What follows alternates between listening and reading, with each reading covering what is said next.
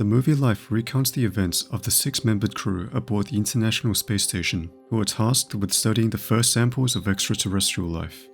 However, the study quickly backfires as the organism quickly evolves and becomes increasingly intelligent. Will the crew figure out how to kill it before it manages to escape? Let's find out. The unmanned Pilgrim 7 space probe returns from Mars with a soil sample that might contain evidence of alien life. It is damaged as it enters an asteroid field, but despite this, it manages to make it back to the station. Hugh eagerly unpacks and analyzes the samples from Mars. Placing them under a microscope, he discovers a single-celled organism, fossilizing the sample with thick walls and microscopic hairs covering it. He attempts to animate it by increasing the temperature to a warm 20 degrees Celsius, but the creature does not react. He proceeds by lowering the oxygen levels and feeding the creature glucose. The station's crew watches anxiously, and to their amazement, the organism starts moving. Down on Earth, there are huge waves of celebrations as they decide to name the organism Kelvin. That night, we learn that Hugh is disabled and cannot use his legs. The crew awakens the next day to discover that Kelvin, having rapidly consumed the glucose, is now a neural network of hundreds of cells. Hugh notes that unlike ordinary cells, each one can act independently, remarking on its high level of intelligence despite its primitive state. The group celebrates, but after an atmospheric accident, causing a temporary air pressure change in the lab, Kelvin becomes dormant. After days of no activity, the crew begins to grow concerned.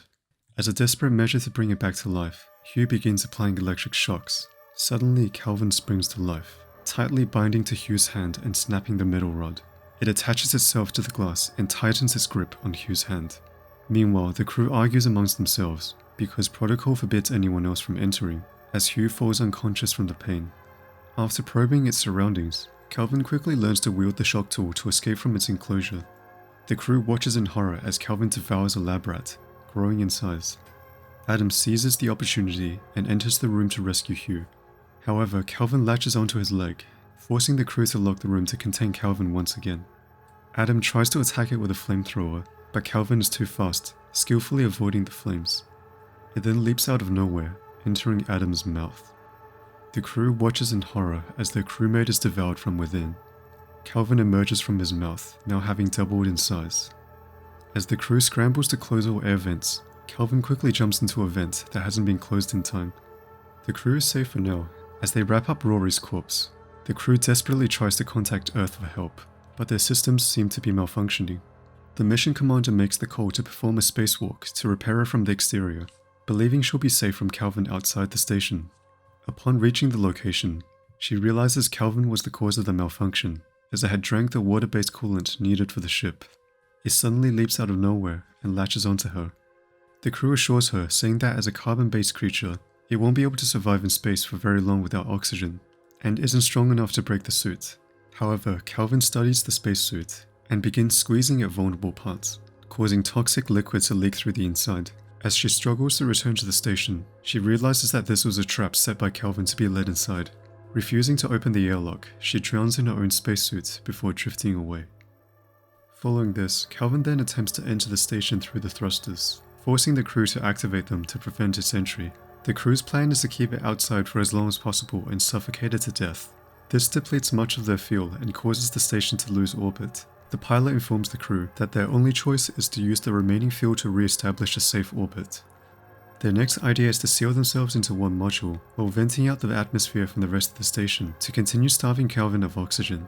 They work diligently, sealing themselves into a cabin. Suddenly, Hugh loses consciousness, and the crew realizes in horror that Kelvin has been feeding on Hugh's injured legs. Kelvin, now a large monstrosity, begins attacking the remaining crew. The engineer narrowly escapes, locking himself in a sleeping pod. In a last-ditch attempt, the 2 remaining crew members use Hugh's corpse as bait, and quickly begins draining the room of oxygen. The plan seems to be working as Kelvin scrambles around the room gasping for air. At this exact moment, Earth has sent a rescue aircraft after the communication loss, planning to dock in the chamber where Kelvin is trapped. The engineer, unaware of the situation, dashes for the chamber, thinking he'll be rescued, and forces open the hatch. He is immediately attacked. The encounter causes a docking breach, resulting in the capsule crashing into the station. The captain tries to save him, but to no avail. The last 2 survivors realize they're in a decaying orbit again, The pilot tells the captain he will sacrifice himself by luring Kelvin into deep space, while she is to use another pod to return home and tell everyone what happened. After exchanging final sentiments, the pilot enters a pod with Kelvin in pursuit. As the two pods launch, the pilot struggles with the alien to maintain control, while the captain broadcasts a final journal entry detailing their mission. One pod is sent into space, while the other falls back onto Earth and lands in water next to some fishermen. As they approach and look inside the pod, they discover the pilot, encased in a web-like substance. It is revealed that the other pod's piloting systems have malfunctioned as it carries the captain helplessly into space. The pilot, still alive, screams for the fishermen not to rescue him, but they cluelessly open the hatch.